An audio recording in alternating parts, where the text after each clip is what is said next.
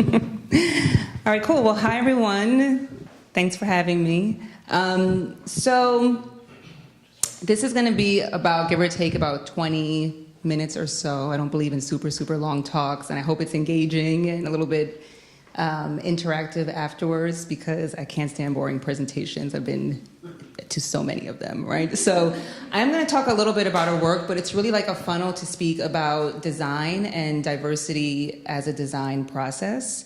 And I'll get into all of that as we go on. So first thing is, this is my business partner, Boy Wen. We say we're work wives because we are together all the time, and she can't be here today. But we have a company called Project Inkblot. It's a New York City-based consultancy, and we do a lot of work around strategy, ideation, design, helping companies build programs from a diverse and inclusive lens. So I'll get into all of that. But I do want to share that I grew up on the Lower East Side of New York, and for those familiar with that neighborhood, it's like a historical, in some ways, neighborhood. It has a lot of history, really, really, really diverse. My immediate neighborhood was like Latino and Black, and then like a 20-minute walk one way, you were in Little Italy, and like a 15-minute walk one way, you're in Chinatown, and you walk 10 minutes another way, and you were in the East Village. So I just grew up with like diversity being something that was kind of embedded in my DNA. My home was racially diverse, and it really wasn't a thing. It's just like, you know, like the way you grow up, you think everyone grows up like that. And then you leave and you're like, oh, people grow up in different ways. I remember actually my grandparents had retired in Arizona. I remember that was like an ongoing joke, was like when we'd go out there every spring to visit them. And my brother and I would come back, and we're like a year and a half apart, and we're like teenagers in the Lower East Side, and we're telling our friends, like, they have stars out there, they have cactuses. Like, people were like, what? You went to another planet. And it really felt like we went to another planet, because it was just something, like, we had never experienced anything like that before. So I actually kind of can't stand the term diversity and inclusion, but I don't know what else to say. So if you think of something better, come talk to me. Because I don't think it's just become a word that's kind of abused, doesn't like really mean anything anymore. And I kind of want to just jump right into the landscape and jump right into, you know, what exists right now, so that we can start to see what could be. And, you know, some of you are not familiar with this ad. H&M ran this ad, and the sweatshirt says "Coolest Monkey in the Jungle," and they have a young Black boy, obviously, who's wearing it. And when I first saw this, I was like, how did it get to that point that it got here? So my mind is always thinking about, like, who designed that? Who were the strategists? What was that storyboard meeting like? Like, who was in the room? Like, how did it get here, right? And I want to point out that this ad had such an impact in the States, right? Like, lots of backlash, but it wasn't met with the same backlash from a global perspective. And that's something interesting to consider, right? So I wonder, you know, who thought of this campaign? And the other thing I want to point out is that these are not arbitrary mistakes, right? There's design, there's strategy behind this. Something I want to point out on the right is, you know, this woman, Erin Abler, you can read, she had posted that she had gotten this update from Etsy. Move over, Cupid, we've got what he wants. Shop Valentine's Day gifts for him. She's like, I'm gay. I don't want to shop Valentine's Day gifts for him, you know? And there was this thing with Snapchat and Rihanna. And there's also this. I don't know if folks are aware, but there was a real issue with Facebook with Native Americans whose names weren't recognized by the tech giant. They weren't recognized as real, like, legitimate names. People had to, like, send in their birth certificate to, like, prove that that was a real name. It's like, why are we sending our birth certificates into Facebook, right? So the landscape is pretty grim. And I say this because there's a real impact to it. And there's a lot to be said about, like, the moral and the social kind of impact of these types of images and narratives. But there's also, it's not just about social good, even though I believe in that quite strongly. It's also really about, like, the impact on company culture, on cost, on wasted production resources, on your brand and like your brand reputation. Like there's such an impact to that. And I think especially in tech, there's that whole model of like move fast and break things. And really what we advocate for is slow down, be thoughtful, be in action, but let's think about this a little bit, right? So the thing that I always think about is what are people not thinking about before this happens that allows it to get to this point? So I'm going to just share that this is just a little bit more in depth about what exactly we do. So we created this framework called Design for Diversity. And it's a capacity building framework that we train teams, and we focus on media and tech because we think those are the areas that deserve the most attention right now. And it's also areas that we have a professional experience in. And we focus on training these teams to actually use our methodology to build equitable, inclusive, and fair media content, services, and products. And the reason that we sort of got to this point is that Boywen and I, really our background was in designing programs for people and companies, so like actual physical programs. And we're always looking for like what's missing and who's missing. And so our whole methodology is that if you actually embed this into the beginning of your ideation and like your strategy, then you don't have to tack it on at the end, right? And it's something that we can actually do. So we're really looking at what are the root causes of the inequities in your design. And before we kind of get into the meat of it, I just kind of want to share with you how we define these terms because I'm kind of going to be throwing them around a lot, and I don't think if we have a shared language, it's kind of hard to be on the same page. So when we talk about design, I know there are plenty of designers like here tonight. Like I'm not a graphic designer, it's not my expertise.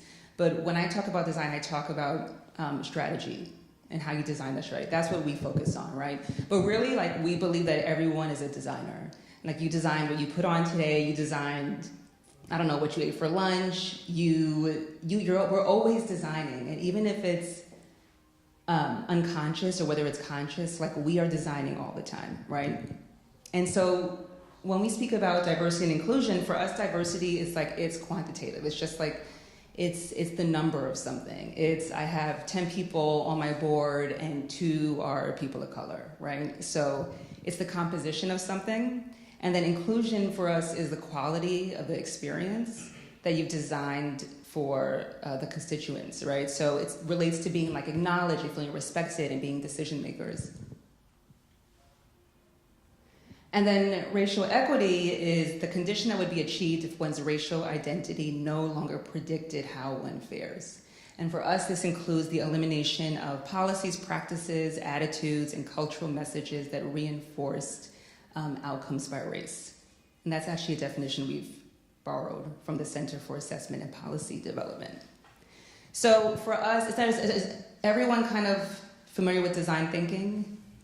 Right, so for those who aren't, design thinking is like, it puts the user first, puts the human first. It's very much like working with the user to create the most effective service or product. So for us, design for diversity is like, design thinking with a racial equity lens. And really the thing that I want to share here is that one of the main sort of goals of our work is that everyone gets to be like a leader in designing for diversity, and everyone gets to do it as a team. So often what happens is that the folks who are on who are on the receiving end or who have the burden of being sort of experiencing these inequities are the ones that are always coming up with the solution. But that's not really going to push things forward. Like we need sort of everyone to be involved, or people that care about it to be involved. So our vision is like, what if we lived in a world where everyone was mutually responsible and accountable for creating inclusive content?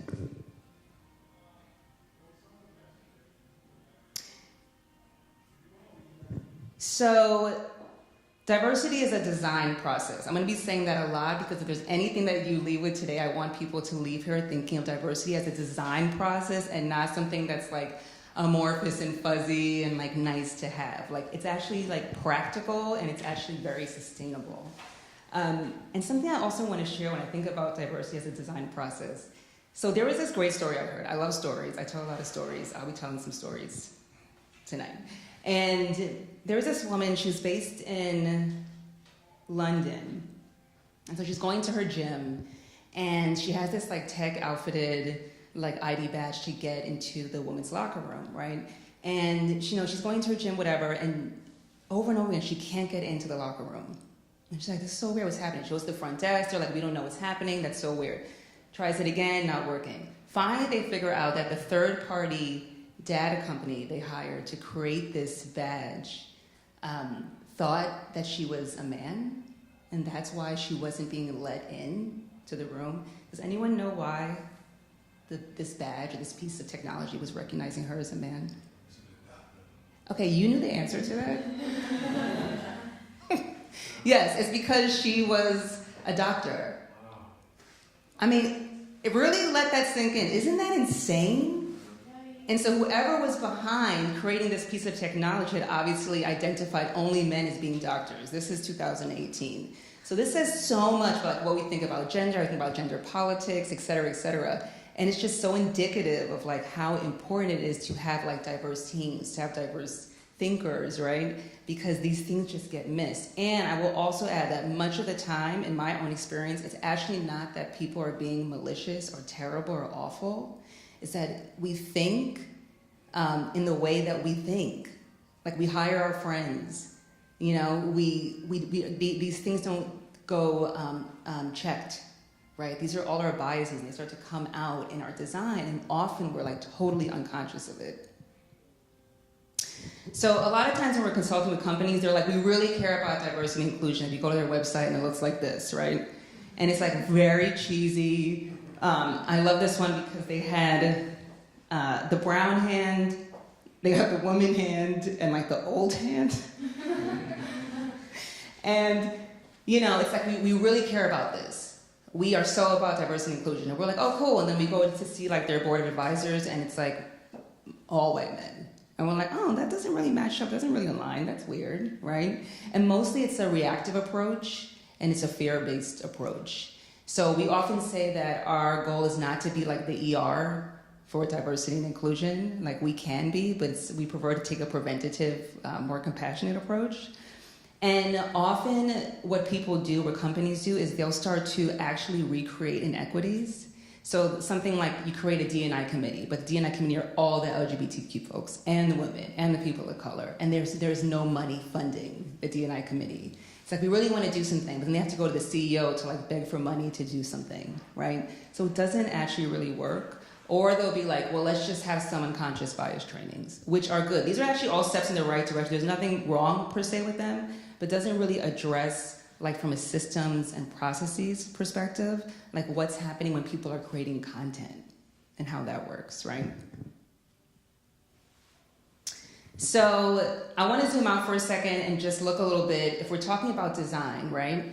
And we're saying that everything is a piece of design, right? From this podium here to this sweater, right? Everything is designed. And I want to just take a step back to look at some of the ways that design lives when it's not inclusive. So does anyone know what this is? Do you know the answer already?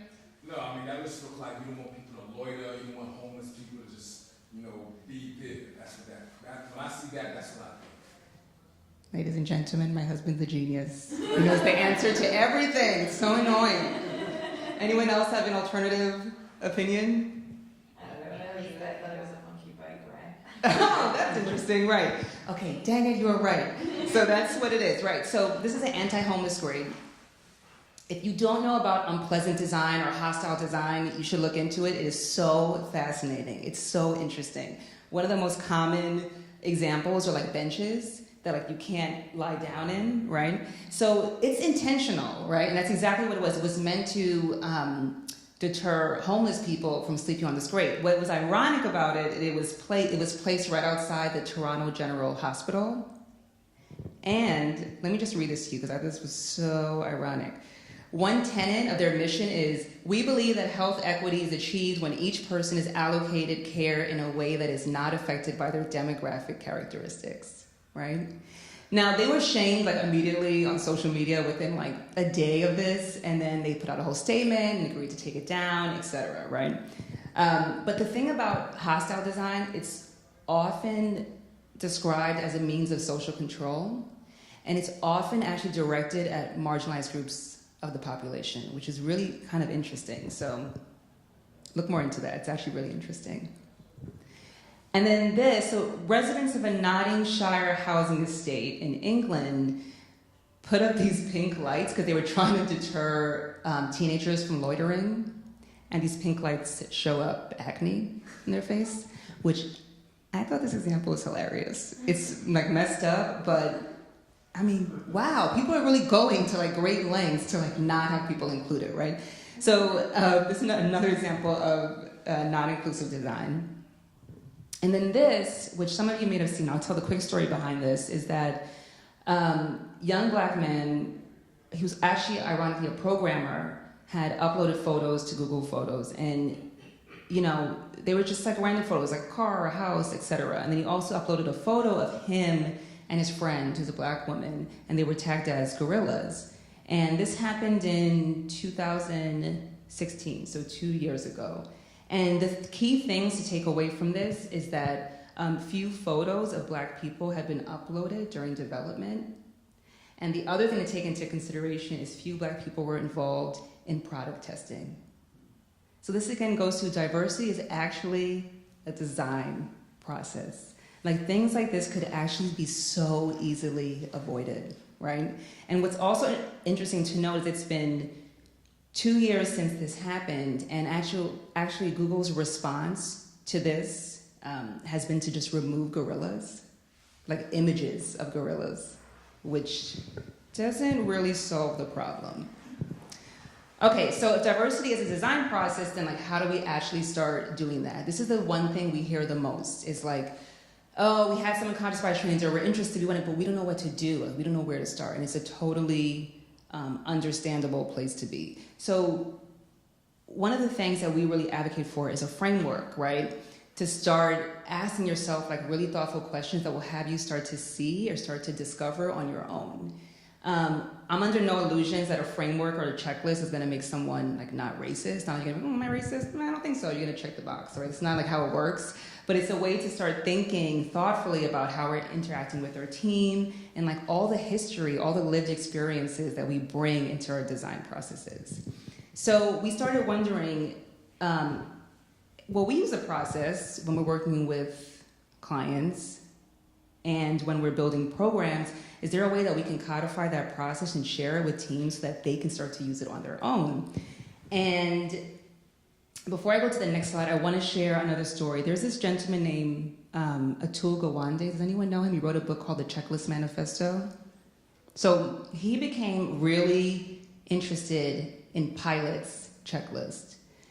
Didn't know anything about this till I read the book. It's very fascinating. And apparently in the aviation industry, checklists are like so critical. There's like checklists for like when you land, there's checklists for when you go off, there's checklists for like emergencies, there's checklists for different types of emergencies, and it's like coveted.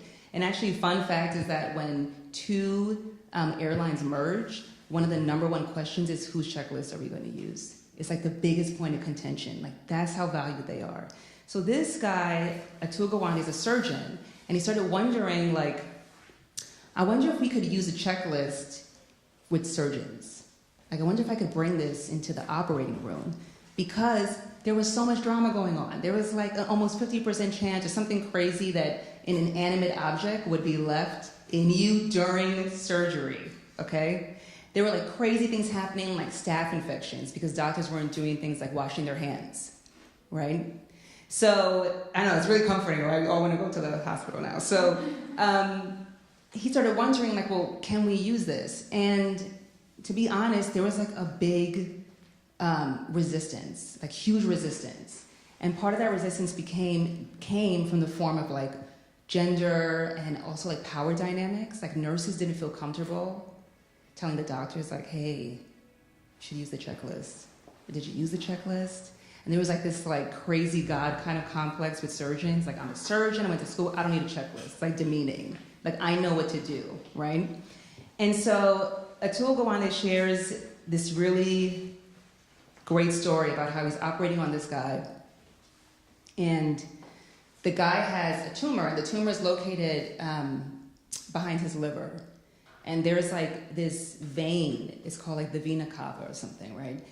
And as he's operating on him, he accidentally nicks the vein. This is like some major vein going through. I mean, I read this book, I thought I was a doctor after I read it, because I was like, knew all these terms, but it's like some major artery that goes to the heart or something like that. And anyway, he nicks it. Dude starts bleeding. He loses like copious amounts of blood. Like the screen goes black. The doctor ends up literally takes the heart of this guy into his hand and starts pumping the heart to resuscitate him, okay? And anyway, the guy ends up living. But he is actually like, the only reason that guy lived was because I used the surgeon's checklist. So one of the questions, this is an example of, there's many different types of surgeon's checklist. This is one. And I've highlighted here what was really saved this guy's life was anticipated critical events. What are the things that could go wrong? Like what could possibly go wrong? And so before the surgery, he had met with his team, and they had said, hey, what are the anticipated critical events? Like, let's kind of review that. And the anesthesiologist noticed, she said, you know what, this guy's tumor is pressed up pretty tightly against that vein. You could nick it, like that could happen. So they're like, well, let's get extra blood on hand. So they went to the blood bank. There was no blood. So they went out, they got blood, put it in the blood bank, moved forward with the surgery, right? And that's what saved his life, is that they had extra blood on hand. And the thing that's so great when he tells the story, it's such a dramatic story. It's so great when he tells it, is that there was teamwork and they had a framework to follow. And, you know, when I was sharing this, I was not sharing this, I was in a training, and one of the guys, this was for a tech team, and they're content creators, they work in marketing, and one of the guys says, you know what, people make mistakes, it's not like we're surgeons or anything. And I said, you know, it isn't like you're surgeons, right? It's not like life or death in this moment right now, like I get what you're saying, but the lack of urgency in what he was saying is what's missing. Like media images and narratives and how they're designed and how they're conveyed, and technology and products actually are life or death. Like it can be life or death. And like when I think of Trayvon Martin getting shot, I think of like, wow, who did George Zimmerman see when he pulled up? All he saw was like a young black teenager in a hoodie. That's it, right? And that constant narrative and image, it gets like permeated, make up stories about it, and then we live into it like it's reality, you know? So actually designing and creativity and the work we do around it can actually be life or death. So diversity is a design process. It doesn't necessarily happen naturally. It actually is something we have to embed in the beginning strategically. And this is an example of diversity as a design process when it goes right, like when it works. I don't watch Grey's Anatomy, but I know a lot of people do, and Shonda Rhimes is the creator of it. And she has two things that she uses as part of her framework to embed diversity in their process of casting. And one is that a certain percentage has to be people of color in the cast, right? And the other is that they actually don't cast according to race, which is actually really radical and revolutionary for like a show. They just write the characters, and then people come in and they audition, and if they're right for the role, they get the role. Amazing, right? Actually really radical. And I want to share an example where you can miss designing for diversity and the impact that can have. And this is a personal example. One thing I didn't mention is that Gwen and I are also, my business partner, we're also film producers, and us, along with two of our co-producers, created a video interview series called Fit the Description. We created this about 2 years ago, and it's a video interview series between black men, and some are police officers and some aren't. And the ones that aren't, you know, some are like artists and like teachers and activists and different things, so forth. Anyway, so we filmed this series. We had like a Northeast tour. We had screenings. We had like workshops that went around with it. And it wasn't until like so deep into that process that we met with this gentleman, and he said, you know, you don't have any formerly incarcerated people being interviewed. He's like, how did you miss that? And he was formerly incarcerated. So that's like his leaning, that's his orientation, that's what he's looking for. And we were like, how the heck did we miss that? I mean, we had about 30 people on our crew, including, you know, editors and directors and crew people, etc. We had 95% were people of color. I want to say over half were black men. None of us saw that, not one of us. And that was like, wow. You know, we had to like kind of go back and then start to see like, okay, how can we incorporate those voices in, right? And it was a good exercise. It was a good lesson. It was like a little bit painful, to tell you the truth. I was like really cringing, you know? But just because like this is our work and this is the things that we think about all the time, we're not immune. You know, it actually takes like rigor, it takes practice, it takes like looking, it takes like thinking thoughtfully about things. It takes talking to people that are not part of your crew, your group, you know? It takes stepping outside of that. So, as I move in kind of to the wrap-up stage, I kind of want to leave you guys with a few tenets of the framework, or just some like kind of things to like start thinking about. The actual framework we have is like really comprehensive and a little bit long, and it's just like way too much to put up right now, but I'm just going to start with just like a few kind of things to leave you with. So in design thinking, you might know that one of the common questions design thinkers use is how might we? And that question, I don't know if you know IDEO, it's like a well-known kind of design thinking organization. How might we is meant to like open up possibilities. It's like, how might we solve poverty for this community in X? You know, how might we create a product that X, right? So it's actually a really great question, because you start thinking again, it kind of has you thinking outside of the box, right? But the question that we pose to teams is, but who are we? And that's something that sometimes people don't think about, right? Like you're working in your team, you're working with the people you work with, and sometimes we're not thinking about who are we as a collective, and how are our similarities and differences and the things that we hold dear and like our lived experiencing, how is that coming out in the end result of our products? And often it comes out and we're not even aware of it. So questions we have teams look at is, how might the multiple identities that you embody influence how you think about your work? How does it impact how you show up within your team? How does it inform your teams or your design processes? And how might that impact the end product? And often this is a way for teams to start thinking thoughtfully about, oh yeah, actually I've never thought about the fact that, you know, I grew up in a really wealthy, you know, community, and that actually really impacts how I think about who's going to purchase this product, right? And there's other questions that we add that we don't have time to go through now, where we actually have people start thinking about, okay, who is this for, and now who are all the people that you're leaving out? And like in a really kind of targeted way. And you start to actually go through. We hadn't codified this framework when we were working on our film project. I promise you, had we used our own framework on that film project, we never would have missed what we missed.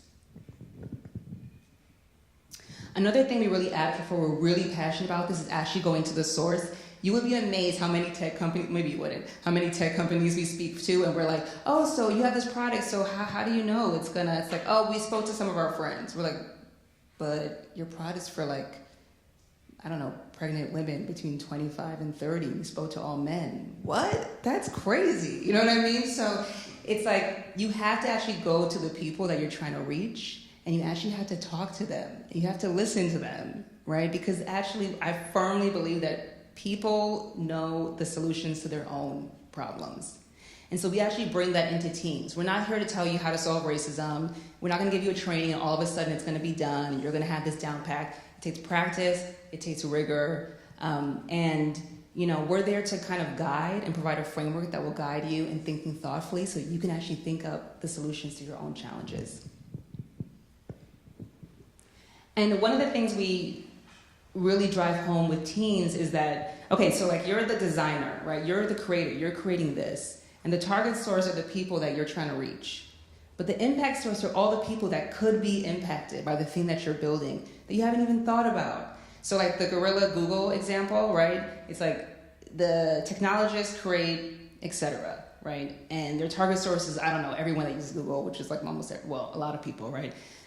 And then the impact source are people of color, or black men, or etc., right? So we make sure that the methodology starts to cover, right, who are all the people that you may not be thinking of, right?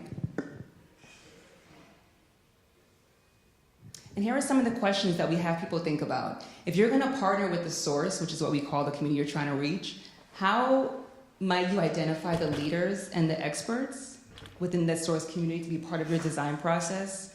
How might you consider their voice and leadership at every stage? And how might you know the source community that's experiencing equity in your partnership?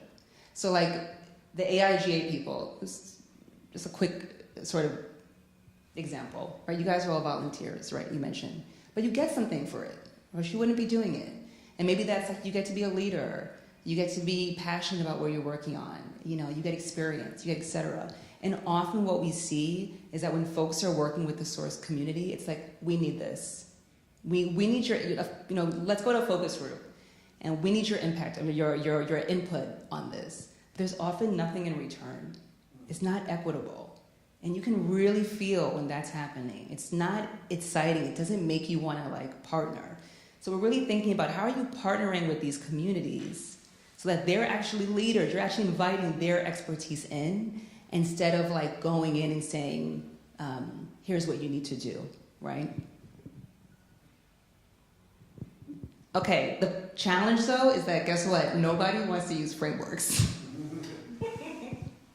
We don't want to use checklists. We don't want to use frameworks. Like, we don't want to do it, right? It's just like, it's a human thing. You know, one of the things that the Atul Gawande guy, the doctor, speaks about in his book is the God complex that surgeons have. And it's like, I am the expert, right? I mentioned that, right? I don't need to use a checklist. And that God complex is not siloed to the medical industry. It's in the tech industry, it's in the media industry, it's in so many industries, like we know it. But there's also other pitfalls that we've experienced and we've also noticed in others, and we do this too, we're not immune. It's like, I don't want to be wrong. I spent all this time creating something, and now you're telling me that I should go out and speak to the community because I didn't speak to them in the beginning, and they might tell me it sucks. Then I have to go back, I have to start over and do it all the way from the beginning. Like, I don't want to be wrong. There's also like afraid of being criticized, afraid of being refuted. There's the fear of perfectionism. There's like confirmation bias. There's the sort of like being dismissive or being patronizing or making assumptions. Like all of that is there and all of that is human and it's not going away. But when we start to become aware of like when we're doing that, then we can start to make different choices. That's why designing for diversity is a team effort. Right? It's one that involves collaboration, it's one that involves, again, practice, and it's one that involves holding us all to account. And I'm gonna end on this quote because I thought it really summed it up. Inclusion is not a strategy to help people fit into the systems and structures which exist in our societies. It's about transforming those systems and structures to make it better for everyone. Inclusion is about creating a better world for everyone. I tend to be an optimist most of the time, and I really, really, really believe that this is what's better for everyone. And it's also like for companies and for designers and for all of us that are doing the work that we do, it's future forward.